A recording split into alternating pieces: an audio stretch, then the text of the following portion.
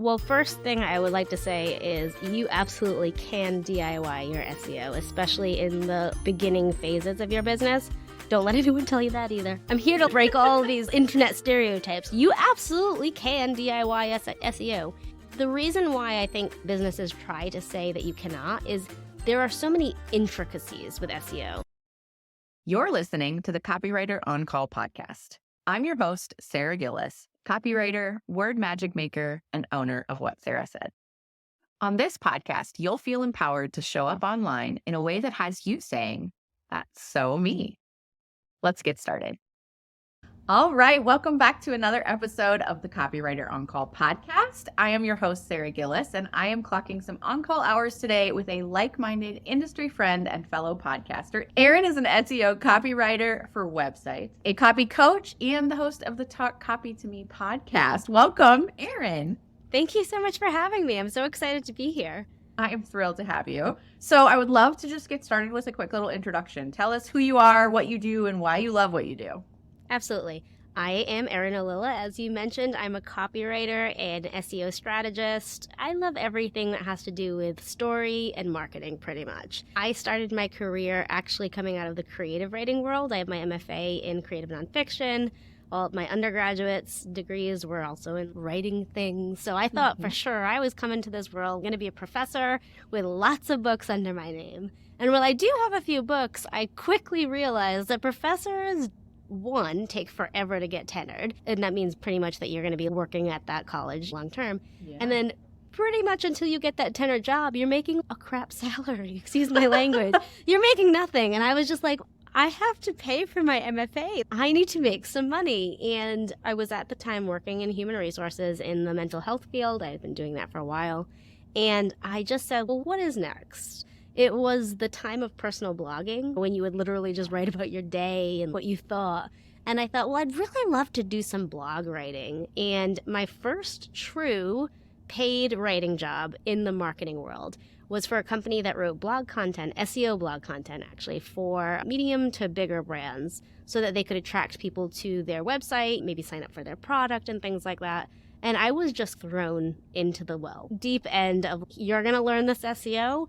You're going to learn how to figure out how to, this is the wrong word here, but manipulate the words so that with a story, so that you can capture people's interest and really make them make a decision about whether or not they want to work with this business or this brand. And I loved it. I think it's my history with the psychology world that I came from and the writing world that I came from. It was able to put those two together to think, well, what are people thinking? Why do they need this? And why would this interest them? And what would make them make a decision? And then I could gamify all of that with SEO. And it worked really well for my brain, just being able to kind of like continuously be in a challenge with my own self. How can I do this so that way Google is very impressed with me? And then my client is then very impressed with me. And I was really so fortunate that's where it all started. And then to get to now, I ended up working with some really humongous billion-dollar brands for a long time until I started my own business and I realized, oh, these poor little guys like me, we have no clue what the heck we're doing. We're all scrambling to try to just figure this out. And I just really worked hard to wanting to work with people who are in smaller businesses like myself, creative businesses. And that's the whole whopping story right there. You got more than I think you expected. I love it. I didn't know that your background was in creative writing. Yeah. My senior thesis as an undergrad was in creative nonfiction. So so fun. I'm so nerding out right now. Yeah. I also thought that I was going to be a professor and write books and just live that life. That was my dream. That was my goal. And I think in another life that would have happened. Sure. Apart from the crap pay you were talking about, but also the lack of flexibility when it comes to being a mama. Yes. When I had my kids, my oldest is 11. When I had my kids, I was like, wait a minute, I have to miss my own kids' first day of school. I have to miss my own kids' milestones to be there for my students. And I think it's important, but at the same time, it's like, dang, I'm missing out. I'm missing out on things. Same. For me, my oldest child is my stepchild. And when that was right when I got my M.F.A, which is a terminal degree, which allows you to pretty much teach as a PhD would. But the problem is not every college has creative writing programs. So it's like, Right. do I want to move across the country after I just started this relationship with raising a child and be like, oh, it was really nice to know you for a couple of years. See ya. We'll just be a long distance relationship as well. And for me, a lot of that was, it just didn't seem as thrilling anymore. I think when you're a writer, it's like, meaning writing books and things like that, you have it's a solo experience, right? Yeah. And when you open your world, I think, up to more humans other than yourself, there's a lot of reckoning and adjustments that have to be made. Also, blog content is a lot shorter than a book. And There you go. as someone with ADHD, it was like, I don't know, maybe I could give myself more often gold stars, which I needed, right? That's just something about me personally. I like completing things. And I like that satisfaction of looking back on what I've researched and ruminated about and to see results from it. So writing a book can take years worth of time. And if anything, there's less gold stars because it's like over and over again, you're just told, well, this needs work. You need to change this. You need to scrap that. This isn't working. This isn't good. And I think you get less of that in the marketing world. So we just psychoanalyzed me, everyone. And I think I figured it all out. I think I fit in some of those buckets for sure. It's really interesting to think about that solo act of writing, because what I love so much is the fact that I can be in a creative space on my own and really live and exist in that space. But I also get to serve really cool people and surround myself with industry friends that really help to make all of it worth it. That was something I was really nervous about when I left education, is because you have those built-in friendships, right? Yeah. I was a teacher for almost a decade, and those people who taught next door, you could run and celebrate a win and run and cry quick too. And I missed out on that in my very first few months of entrepreneurship, but I'm so glad to have that back in a different form. Yeah, no, and you're totally right in that, because I'm over 7 years in business now, and I will say I still miss that. That's probably the one biggest thing I don't enjoy about being self-employed. But I think the way to reframe it, like you mentioned, is you can get that level of relationship with the clients you have, with the colleagues, whether they're writers like we are together, or like a website designer, a marketing person. You can rebuild those relationships, but it has to be a conscious choice. And it's hard to sometimes put yourself out there, right? Even with clients, to build relationships and rapport. But you are right. If you look for that type of camaraderie, you can find it. You just have to go and find it. Yeah, absolutely. It's not built in anymore. And I certainly don't take it for granted anymore, because it does take that intentional effort for sure. All right, let's get into the good stuff here. Let's talk about SEO. So share with me a little bit about how you explain SEO to the people that you work with, the brands and the clients that you work with. And feel free to define some key terms as well. Whenever I mention SEO, I swear my clients are like, that's scary. I don't know. Yes. People are either really excited about SEO because they know about the possibilities, but even those who are excited are always like a little bit of deer in headlights. You've given me too much information and I don't know how to process this all, but I promise it's not that hard. I think the easiest way to get SEO is to look at it from a consumer standpoint. So let's just say, actually earlier today, I was reading a new author, and I know that author wrote in some series of books. And I thought to myself, well, I don't really know anything about this person. So I typed in her name and I typed in book series.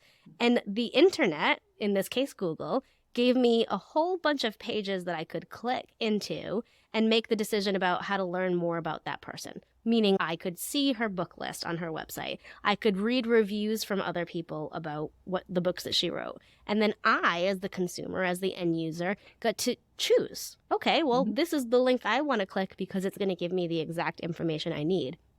There are a million other reasons I use the internet. I think it was like the statistic says that people might make 32 Google searches a day, and I'm solidly over about 320 Google searches easily every day. But I ask the internet if I'm cooking, what can I use instead of using this ingredient? Or how many teaspoons are in one tablespoon, right? I ask it questions that my children ask me throughout the day that I do not know the answers to. So as an end user, as a consumer, we go to the internet to find answers. I also like to liken it to an encyclopedia of sorts that you can go to and get an answer for what you're seeking. But now if we want to look at SEO from the lens of a business, The truest thing that SEO does, SEO stands for search engine optimization. And what that means is any type of copy or content that you create for your business that exists on your website, you're making it better so that the internet can serve it to the people who are searching. So like I mentioned about the author, on her website, she may have labeled the pages in specific ways or put the book names in specific ways so that her readers could better find her website. In the case of cooking, as an example, if it were a recipe blog, they're taking steps within every article that they write or on the pages they have on their site to use certain words and phrases that the end users, the consumers, are searching for. So in its truest form, it's just making things better to give Google an upper hand to help the business find a larger or newer and a more strategic audience for the copy and the content that they're creating. I know you asked for some definitions here. So a few things that sometimes people will hear and not understand is the word SERP, S-E-R-P. That just stands for your search engine results page. So literally, once you press enter on any type of question that you ask or key phrase that you enter into the little box in Google, the results that appear on your screen, that's the SERP. So as a business owner, our goal is to get our content as high as possible on that search engine page so that people click up into our copy and our content. Because we all know now it's pretty much revolving, right? So you can keep scrolling and scrolling. But back in the day, there used to be 10 results on each page. And I think we all know nobody makes it to page 10, 12, right? Like for results. Right. With all of those options, you're going to find what you're looking for somewhere early. So the higher you can be, the closer you can be to the top of the page, the more likely people will find your business and either learn from you or hire you or enter your world so you can nurture them a bit. A few of the other things to consider when it comes to SEO in regard to definitions are things like keywords. Now, I will rally about this for days. Keywords are not single words. Keywords can also be phrases. Could they be a single word? Sure, but it is going to be incredibly hard to rank for a single word on the internet. So likely, you're often using a phrase of words when you are trying to optimize or make better the copy or the content that's on your website. And then there are a few other things that people will ask about, such as things like meta descriptions. I think we'll get a little bit more into that into the conversation. But when you're on that search engine results page, you'll often see there's a title of the page, so you know what that page is about. And then there's a very small description in regular text font underneath. That small description is usually the meta description of the page. It's basically giving the people who look at the internet a hint at what to expect. And if you want to win at SEO, the best advice I can give anyone when it comes to a DIY or even like a done for you, you're hiring it out, even if you're not working with me, you're working with someone else. You want to make sure that whatever the page title is or that meta description is on that search engine result is clear that the intent of the client is going to be what they get served. So let's just say my example of how many teaspoons are in a tablespoon. If the title of that page is teaspoon to tablespoon conversion, and then the meta description says something like, not sure how many teaspoons are in a tablespoon, you'll learn how when you click this blog. If they then come to a website page, like a blog page, that starts talking about the history of teaspoons and the history of tablespoons and the types of materials that they could be made out of, the person's going to be frustrated and they're going to leave. So you need to make sure that whatever you serve up from that search engine page matches the intent of the search. That is the biggest mistake people make, and it is the biggest way to, I guess, make yourself look bad in Google's eyes.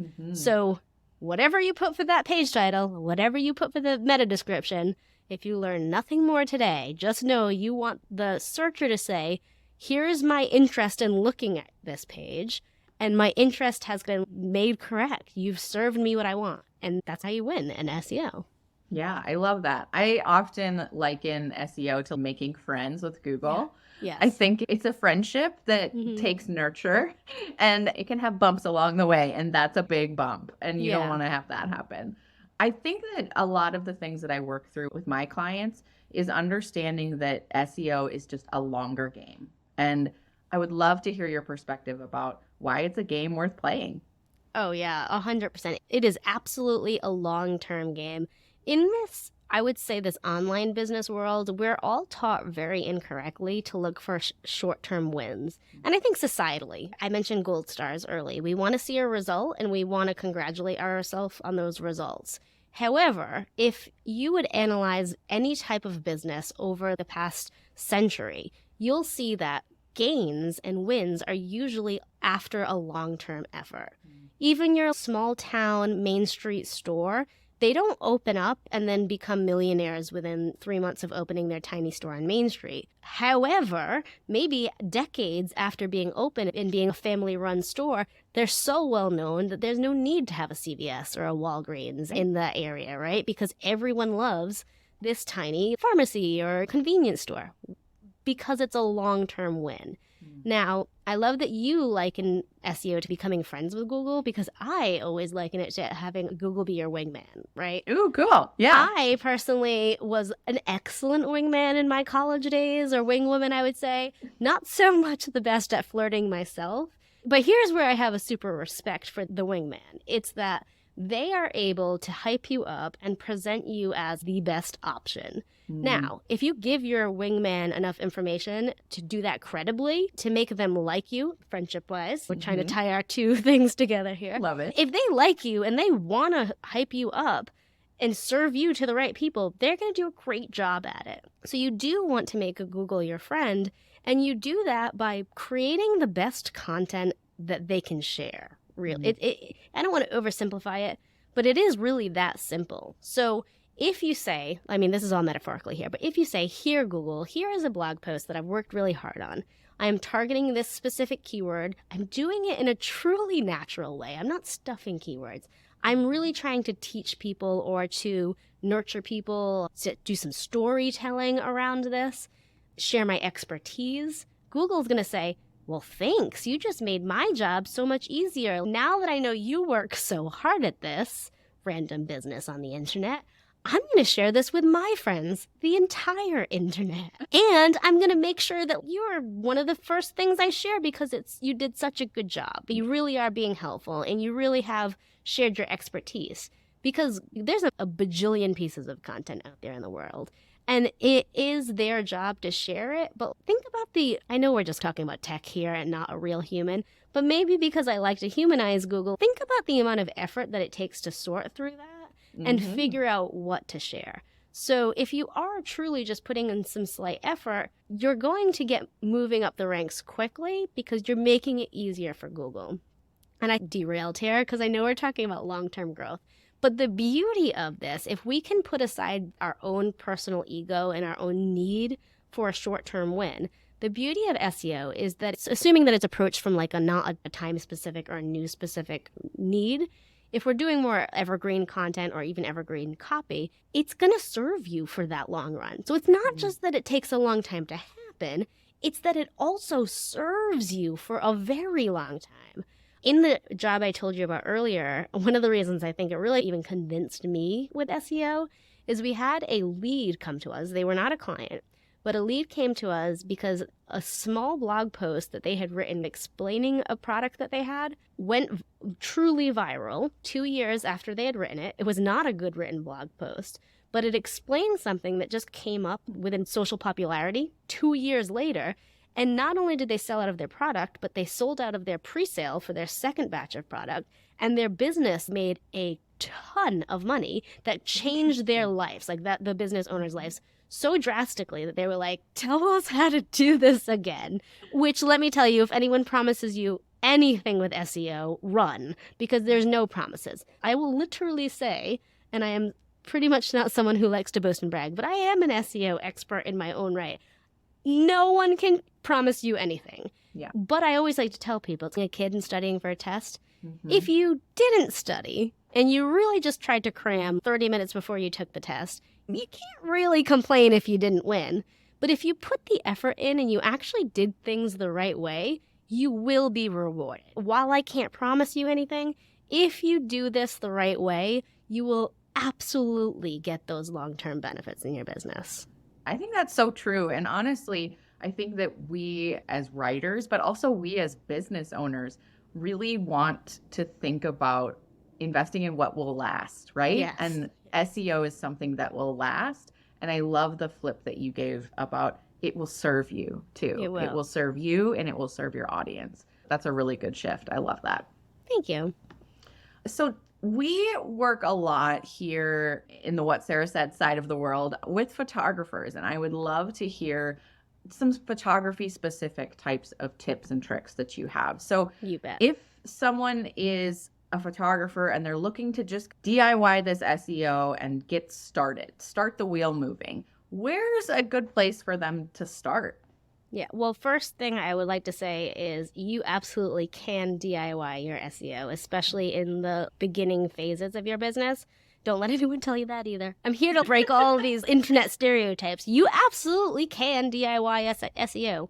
The reason why I think businesses try to say that you cannot is there are so many intricacies with SEO. If you touch one thing, it affects 40 things. It's not necessarily easy for an SEO strategist to explain that, right? So I might be able to tell my client, well, you do this for this reason, but you might do the opposite for another reason. So that's why I think a lot of times SEO people will say, oh no, just hire it out, because there are so many intricacies. However, if you're going to DIY your SEO, there are so many things that you can do easily, I would say, to make even a slight improvement. It might not completely change your business, but for photographers specifically, I will always recommend, unless you are truly a traveling photographer and you do like global work, target your local keywords. Yeah. So I live in Massachusetts, but I also live very close to the Rhode Island border. So if I were a photographer in this area, maybe I would say South Coast Massachusetts photographer, Providence photographer, Rhode Island photographer, Massachusetts photographer. And you're not going to write that in every paragraph and section on your website, but it could be as simple as updating your footer to have a few location-based words in there. So proudly serving the Providence, Fall River, New Bedford, Brockton areas, or something to that effect. And your footer is most likely on every page of your website, so that location keywords will be there. But then with photography, I will say, I am so jealous of photographers' websites. Like, no matter what, not that they're necessarily easy. I obviously understand everyone, especially if you're DIYing, you're hearing this and you're like, what? This is not easy. But from the, like, website person's standpoint, photographers have it so easy because you have the beautiful images, right? Yeah. And that does so much to convince people to work with you.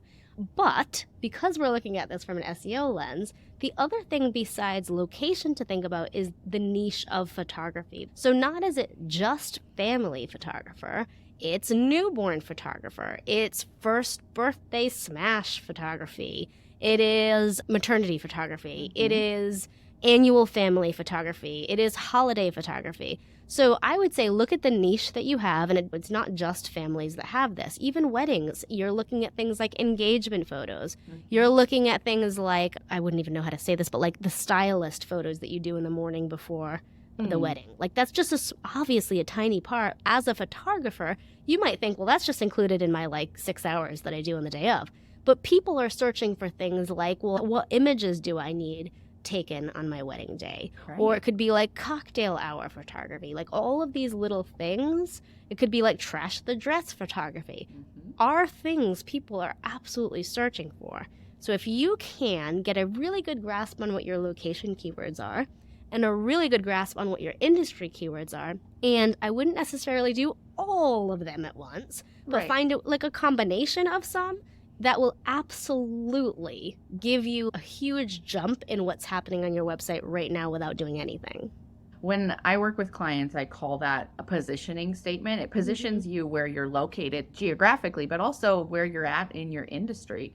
And I think that's a really important piece industry-wise, because I know, for instance, my business evolves, right? I initially started out serving primarily real estate agents, and I don't serve them necessarily anymore. And so that was an update I had to make in my own positioning. And so recognizing that you can give yourself permission to evolve, you can give your business permission to evolve, and then allowing that positioning statement to evolve, that was a real big gift that my business coach gave to me. She's like, well, just change. Just it doesn't have to be complicated. No. Yeah. And then I'm going to rewind a tiny bit to before what you said is one block that almost everyone has, that whether they're working on me for me to do it for them or like collaboratively on these kind of things, is people don't want a niche because of the fear of niching. I get it. In my own business, it's even something I'm struggling with now, fully 7 years in business for myself. But there's two approaches to this. You can say that you do everything on your website, especially when everything that you do is within a bucket, like photography. You can say you are a wedding and family photographer. You are a brand and family photographer, right? Like you could say you're a baby and a business headshot photographer. Whatever, that's cool. You can do that. And in doing that, my best advice for you is use those keywords heavily. So instead of just Rhode Island photographer, it is a business headshot photographer in Rhode Island, right? Yeah. So you're really relying on the type of work that you do, or it's go all in. Because if you go all in for like infant photography, and then one day you decide, I hate babies, like all they do is cry and poop, right? I'm done. I don't want to deal with another baby. I'm only taking pictures of people for their personal brand, their businesses. Then Google still knows you as a photographer. So they might be like, wait a second, you don't want to hang out with babies anymore? Oh, okay, you want to hang out with big kids. That's like Google still sees the photography. So it's not that scary when you're staying in the same industry. And it's not that hard to re-rank because it all is under the category that Google is like categorizing us. However, if I decide that I'm going to start being like a bread blog baker on ErinOllila.com, Google's going to be like, sourdough, what? I thought you were talking about like words and SEO. Like, what the heck is the sourdough part coming into this conversation? And it will be a stalling point. Like a full industry change is a stalling point, but it's also not overcomable, because if you truly change industry, you are going to create new copy and new content for that industry.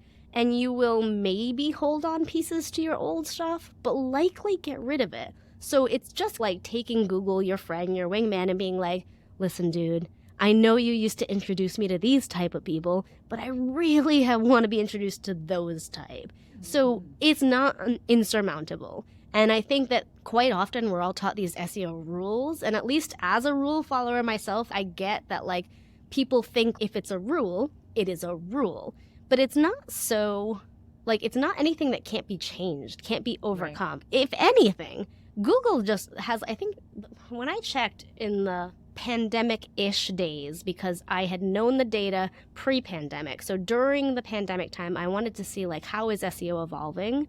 And I think in 2019 to 21, let's say, Google had 600 algorithm updates a year. That's more. Well, that's about 2 a day. Okay, so if Google can change its algorithm 2 times a day, then we can change anything that we need and move through that and still see success. So yes, there are rules, there are best practices, but as long as you're working toward it in a best practice manner, you can make any adjustments that you need with your SEO. I think that's so true. And it's freeing to realize that you are free to evolve, your business is free to evolve, and that you aren't quote unquote breaking any rules when that happens. It's natural and it's normal. It is. Totally. I love that. So if a photographer would reach out to you and say, look, this whole thing overwhelms me, can you just handle it?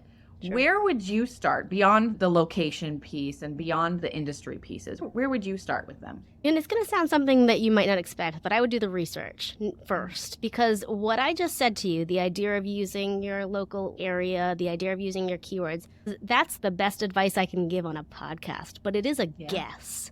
And I think that's what people need to remember. I just worked with a client who had worked with an SEO person before and was really upset because they spent a ton of money on these mostly location-based things, but what they weren't told is no one was searching for that. Some clients, some industries, and I'll tell you, photographers, don't worry too much. People are totally searching for location-based photographers, so you've got that there. But this particular client, like, the idea of location was really throwing their actual efforts off, and they could have been better served if they had rewound and instead of guessing, did a lot of research based on their assumptions, things like industry and location, and 2, based on any market research that they might have for their own business. An example is an interior designer I worked with at one time. She kept using the word remodel, and she wanted to use that within her copy, but what we found out was in her local area specifically, people were searching for renovation. So those words are synonyms, but again, based on the target location, no one was searching for a remodel. It just wasn't maybe their vernacular, right? Yeah. So before doing anything, I would really truly do as much research as I could so that we weren't guessing, because no true strategy is based on a guess. And then, you said this already, but I would do some basics like the website pages. And one thing I love to say to everyone is, while we say things take a long time, one thing I really want people to understand is your pages are not going to be the best SEO bang for your buck. They are vital to have some type of keyword. That's really where location keywords work really well. But I like to tell people, if you think of SEO as how many doors that you have for people to enter your business, if you have, let's say, a 3-page website, then that's 3 doors that they can come in. They have to come in and exit those same doors. Now, if you also have a blog that is attached to your business and it has good information, maybe you have just 12 posts a year, or maybe you have 36. But those now have given you 36 more entrances that people can come into your world for things that they're actively looking for solutions for, or not even solutions, but things they're excited about. So the more content you have, the better opportunity you have to rank. And after the research, after the quick and dirty location-based things, I always try to tell people to think of things that don't seem SEO obvious. Example could be case studies. In the photography world, instead of case studies, I would like to say like portfolio. So if your clients are allowing you to showcase their like wedding or their family photography or their brand photography, and you can build a story out of it, that is going to be the best SEO bang for your buck, because the people who want to read that and who are looking at your portfolio have already acknowledged that you are a potential person that they can work with. Right. And then you're telling them how you provided exactly what they want to someone else, and they can see it. It's kind of like, I can see it, I could taste it, I could feel it. It's a real thing. With a case study obviously a portfolio here, that's it. Like, the people they've already acknowledged you as a potential person they can give their money to. And now you're just convincing them that you are the right person to give their money to. So not only have you made the decision easier, but they're coming into your now like working relationship with confidence and excitement, which is only going to improve your customer experience and make them be like thrilled to work with you. I would say, I know I'm taking a long time to answer these questions today, but I would say beyond the basic stuff, I would look for those opportunities like that, like things that can really wow people, things that can help with conversion that's not just so obvious like a sales page or a services page, but something where I can showcase to them maybe social proof or an educational piece. If your clients are asking the same things, like how to prep for their engagement photos, while anyone on their internet can find this. And that's okay. They might not hire you, because if you're working in Alaska and these people are in Singapore, it just might not be like, okay, well, it's a big jump for me to come take your photos. But for those local people to you, that they do read this and that you have now prepared, if you're going to compare you as a photographer against another photographer who has no educational information, they're sold from you because you've just held their hand through something that they really needed help with. Right. I often tell my photography clients, you should write something about what to wear for family photos. I can't tell you how many times I've taken family photos in the 11 so years I've been a mom. Yeah. But every year I'm like, what do I wear? How do I search every single year? Yeah. And I can tell you, I have hired someone locally because they actually had that piece for the 4th year that I did it. You think I'd know by that point. But I stumbled upon someone local's blog about actually being strategic. Like, it doesn't have to be the exact same color. It doesn't have to be the exact same print. And I was like, done. Take my money. I don't care what you cost. If you can make this seem simple to me when it's something that's always not worked for my brain, I'm not the most stylish person. Yeah. Now, I'm like, if you're going to bring up this confidence in me that I know how to dress for these, I know I'm going to feel more comfortable because my clothing makes me feel comfortable. Not I'm trying to be someone that I'm not. So the pictures are going to come out better because of that. So yes, SEO can attract those people to you. Absolutely. I love that. I think that's something I think about a lot is What kind of content can you create that, sure, maybe somebody, 3 states over has also created, Sure. but your unique appeal, your unique location, your unique spin on it can really bring those people right to you. Yeah, I always say, like earlier I mentioned I'm jealous of photographers' website, but the one trouble that photographers have is they have a high level of competition locally. So, it might be that, like, let's say a photographer, for example. When I searched for wedding photography, I searched for people who are local, and I wanted to know, like, what the package looked like. And obviously, I could make a very quick decision on whether I like their photography just from seeing the images on their website. But if I'm only comparing, like, X amount of dollars to X amount of hours, then I'm truly just comparing apples to apples and oranges to oranges. So if you can do the slightest thing to set yourself apart from someone, here is an example that's copy and SEO at the same time.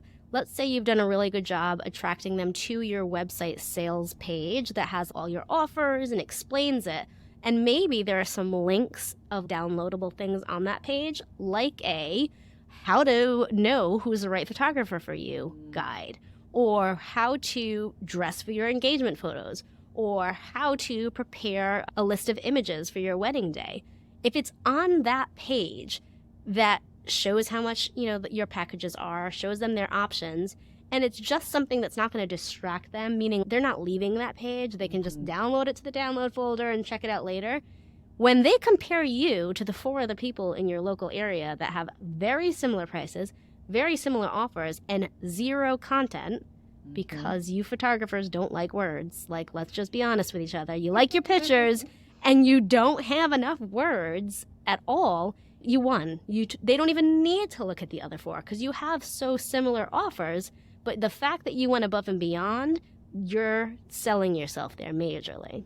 Yeah, I love that. I think any sort of inkling that you have to set yourself apart is something you should listen to, right? Whether it's creating a downloadable checklist, which, like you said, not many words, but can really pack in that value. That's huge.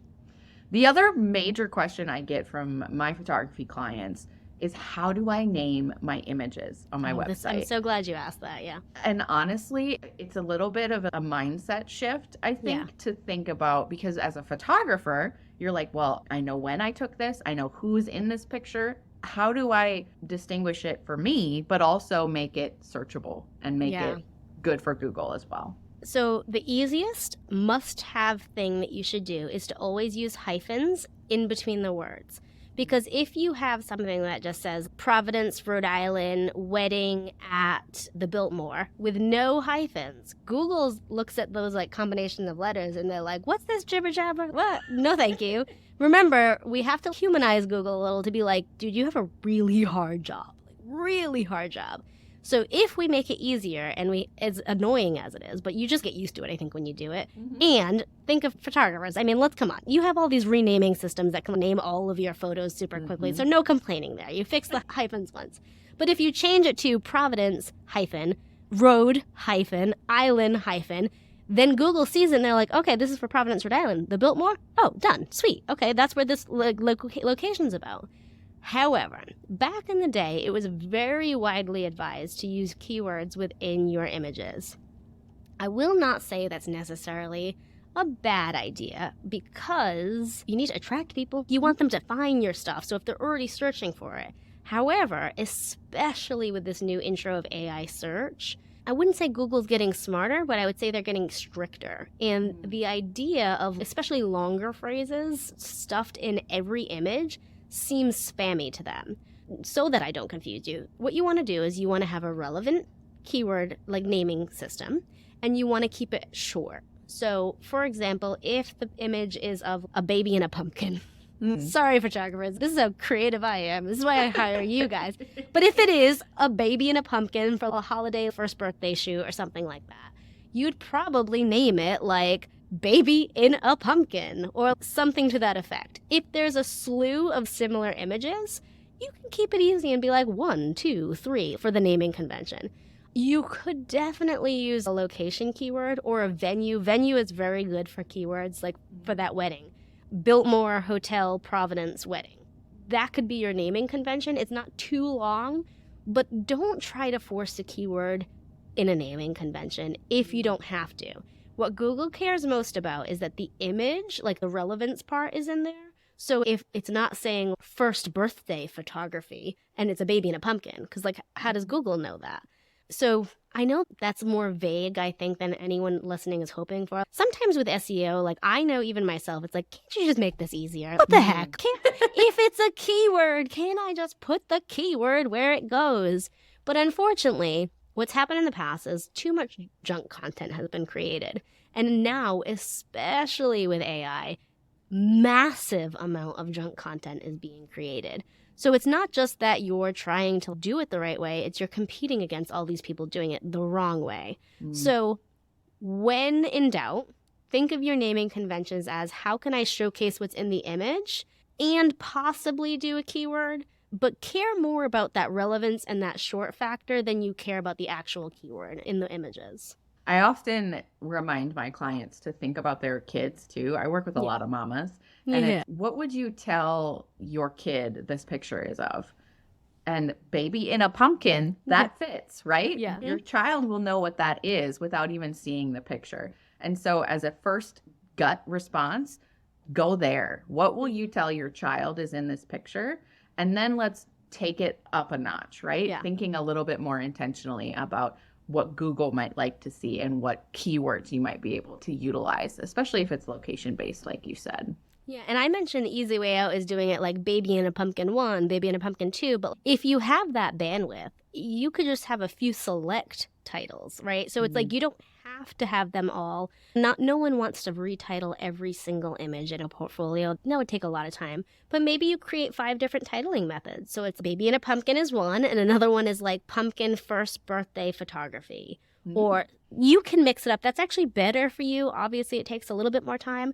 But if you're just doing them in tiny batches, and then, you're doing the 1, 2, 3s and all that, it's still better for your business. So don't overthink it and don't stuff it. But to talk about pictures for a second, I know we've been talking for a while, but this is really important for photographers. The size of your image will drastically make a difference on how Google ranks you. Obviously, we know the better resolution is the higher weighted images, right? And the higher sized images. But you want to have, obviously, as best resolution as you can, but the smallest images as possible. Because the heavier the site, the longer it takes to load. And now, 2023, especially, and obviously 2024, but at this moment, Google cares a lot about page speed. They really do not want to take a lot of time waiting on your site. It's kind of like having them as that friend or that wingman again. If they're waiting at your house to go out for a night of like drinking and debauchery, they do not want to sit there forever. They're going to be like, whatever, find your own ride, see you later. So really truly want to have smaller images with a lower weight on your site. And if you want to help yourself with this keyword, even though I just said don't focus on it so much for the titling, you do have the alt text. Now, I am a firm lecturer on the alt text is not for SEO. The alt text is for accessibility so that people can understand what your images are if they have to use a screen reader. Does that mean you can't use it in an SEO effort? Of course you can, if you're doing it the right way. So as an example of the baby in a pumpkin, when it came to the alt text, it's not a title, so you have more room to write a description. And you could write, this image is of a baby inside of a pumpkin to celebrate their first birthday photography. Now, depending on what the keyword is, maybe it's, let's just say again, Massachusetts first birthday photography or something, you could say that, right? If that's going to help SEO-wise, go for it. Because the person using the screen reader is just going to, they want to know what's in the picture. So if you add a location in there, no biggie, it's not hurting them. However, if you only titled it like Massachusetts baby photography, then what you're really doing is you're being anti-accessible. I don't know if that's the ableist maybe, because it is not for you to benefit your business to use the alt text. But if you can do it in a way that serves people who use the alt text and still do it for SEO, more power to you. Go for it. There's nothing wrong with that. I love that you brought up image size. I think that's huge. And honestly, with alt text even being available to put in on Instagram, it is important to think about accessibility.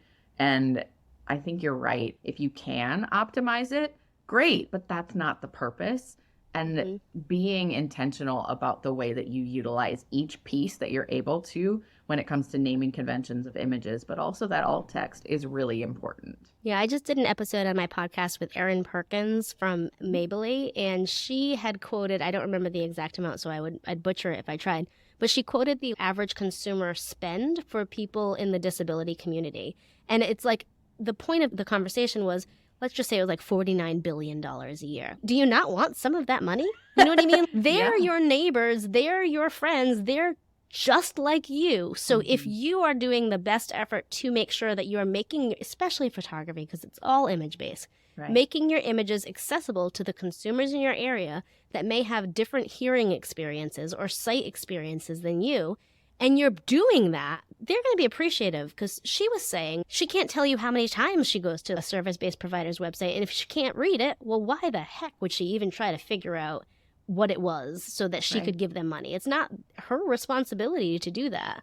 So if that's the case and your local competitors are not doing things to make their websites more accessible, and you're bringing a larger group of consumers into your business, and you're being a better human. So definitely, like, I always tell people, it's so easy to forget your meta descriptions and to forget your alt text. And even your naming conventions, because it's, I have to write another blog. I have to do another, oh my gosh, what is the word? Like when you're trying to capture like the images of, talk about the venue or the wedding specifically, right? Here I have to showcase this client. I just wrote all of these things. I just edited all of these images. Like, I'm not making fun of you. I do this myself in my business, where it's like I write my show notes and I'm like, that's okay. I'll do my alt text tomorrow. No, don't do that. Don't do that, my friends. Like, it's like, if you want to give Google a piece of gold or a penny, like a penny is not optimizing these things, but you better believe you're going to turn their head if you're like, would you like this piece of gold, Google? Anyone offers me gold, I'd be like, okay, that's exciting. I didn't expect that today. So if you do the extra effort, and yes, it is effort, but if you do that extra effort, you're totally going to get the benefit yourself. We started this conversation with it takes a long time thing. And I think, again, we're all so conditioned to want immediate results. And we want to take the less effort that we can take to get those results. But if we do recognize, sometimes the more effort brings the longer lasting result. It's as simple as, okay, sure, I'll write the 150 character meta description, which is like a sentence. Sure, I'll write a less than a sentence alt text. That will 100% serve you way more than doing tiny like social media updates or tiny little things in your business that you only get that little gold star quickly for. And social media is good, and I'm not picking on anyone in social, but my point is SEO is better. So love it. I draw the line in the sand. I love it. I love it. I think that's so key. It's really important to spend your time where it's going to really benefit you and your business. And that's frankly just, it's on SEO. It's on your website. So I love that. I would love to speak a little bit more about results and think about your clients and what getting results from SEO work looks like for them. Tell me some wins. No, I'm so glad you said this. So it's tough to get wins immediately on SEO. Why? Because it's a long time effort. I think the story I told earlier is a really good one, in the idea of, here's this throwaway blog that company did, just literally typing up why they made their product, what the product does, who would benefit from the product, and then not seeing any results until it made their business like a crap ton of money. But for my clients in specific, I think that the best results that they have, I could give you flashy numbers here. I tend to be an anti-flashy numbers person because I think, again, it's so individually based. But I think the best results they've had are a few things very particularly. One, easier to convert clients because they've done all the hard work. And the clients, like I said, they feel comfortable to work with them. I always have my clients come back to me and be like, you'll never believe this. I haven't done sales calls in whatever, right? A certain period of time. Like, people are just signing my contracts. Is this normal? And I'm like, I mean, yeah, maybe, right? But it's that excitement that they're working with these people who are confident to work with them. They don't have to prove themselves anymore. The other thing that I think is, for me personally, I would like this the best, is that they have better clients. So because those clients are already prepped and already feel a level of confidence, they're working with people they like to work with. Mm-hmm. So they enjoy that aspect of doing the work more because they have better, more qualified clients, because the people who found them through search were targeted, were looking for them in their business. So I guess I like those wins better. I mean, there are some big ones of like, one of my clients is Hill's Science Diet, and I researched this recently, and I think like one of the articles I had written was found 70,000 times a month. Yeah. And I'm like, okay, well, that's a pretty big win one, right? Imagine, and like, granted, they're a big brand. They don't need my help. But the point is, imagine like 70,000 people came to your website because they were looking for the answer that technically your product could have given them. So it was, this article had something to do with, can my dog eat whatever, right? Like carrots or whatever. Yeah. Now, granted, Hill's Science Diet, they're not selling carrots on their website, but you're a consumer who cares a lot about your animal, and you want to make sure that they have nutritious food. Well, Hill's Science Diet sells nutritious food. So the amount of eyes that you have, for some of my clients, it's literally, and this sounds, every time I say this, people are like, well, that doesn't sound impressive. Sometimes it's 10 more visits a month that does everything for their business. Now, photographers, you're a service-based business. Unless you're doing like headshots like at a mall where you can zoom people in and out in front of you and serve those 1,000 people in a day, you can't serve 70,000 people.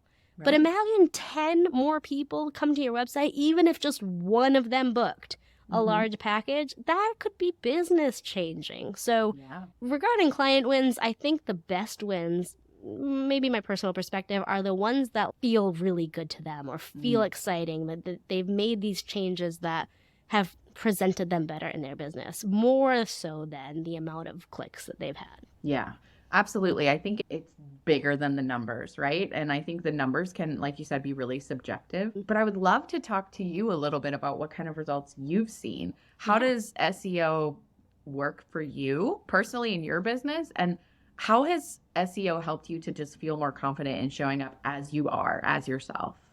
Yeah, that's a great question. I think I can look at this two different ways. I say I've been in business for over 7 years now, but a good majority of that time I've fallen under the cobbler's kids have no shoes syndrome of just not working on my own business. And I can say that because I am a super transparent person and I care about being honest about these things. But what I also know is at some point when I decided that had to change, and I was like, oh my gosh, Erin, you're embarrassing yourself. You write websites and your website's not what you would ever want it to be. At some point, once I made that change, what I loved about having the background in SEO and knowing how to do things is I wasn't afraid to take bigger risks than I might have even suggested. Go for keywords that are harder to rank. And then again, I like gold stars. So seeing my efforts pay off over time was like, oh, cool. And if anything, encouraged me to do a little bit more strategic campaign-like things. Now, why this is so exciting for me is not even necessarily the SEO benefit I get as a human, but because I learn new things that I didn't know from my clients. That, like right now, I'm currently obsessed with frequently asked question pages or sections, because you can write as much as you'd like in that nested comment, and Google reads every word. But it doesn't mess up your page. Like, it's not blocks of text that are just like people have to like zoom over. If they're interested in the question and they want to read the answer, that's a huge SEO benefit. So I feel like how it's benefited me is that I've been able to play more and learn more and reap the benefits, not just for myself, but for other people. And with Hills, sometimes I go out and like my kids' soccer games or dance, or friends on the internet that I don't know in real life, and they'll be like, I was searching for leptospirosis in dogs, and then I got to the bottom of the article. I think the funniest one was when my own father was like, I read this really good article on that, and then I got to the bottom, and your face was on it. I was like, yes, it's because I've written about dogs for a really long time, Dad. Oh, that's so sweet. I love that so much. That's a great story. Oh, well, thank you so much for being here. I am super excited to share that Erin has a checklist for us. Can you tell us a little bit about that? Sure. It's a really simple guide that I think I like to point out that it's simple because it won't feel so overwhelming. Everything about SEO just feels overwhelming when you're getting used to it. So what it does is it's truly a checklist, so that way when you write any page or any post on your site, you can look at it and be like, did I do this? Okay. Did I do that? Okay. And just work through the checklist so you're not forgetting things like your alt text or titling your images. Yes, I know photographers do think of naming conventions, but with the amount of images you have, sometimes it's so easy to overlook that when you're uploading. So just a checklist that you can print out, put on the side of your computer in a little tiny thing, or you can use it as an actual checkbox on the internet thing to get you making sure you're doing all those little tiny best practices. I love that. And I'm going to have that link for you guys in the show notes. Thank you so much for being here. This was such a fun conversation. Thank you for having me. I mean, I talked a lot. I'm a little sorry for that, but everything is just so important, and I really want to make sure that if you're thinking about doing it yourself, even if it's like a trial before you hire someone else, you can put in the effort and just trust in the process. I love that. As always, thanks for listening, everybody. And until next time, this is your Copywriter on Call signing off. Thanks for listening to the Copywriter on Call podcast. If this episode has you feeling all sorts of inspired to show up as yourself online, click that subscribe button so you don't miss my stories or practical advice to help you express your quirky, vulnerable, and authentic self online. Chat soon.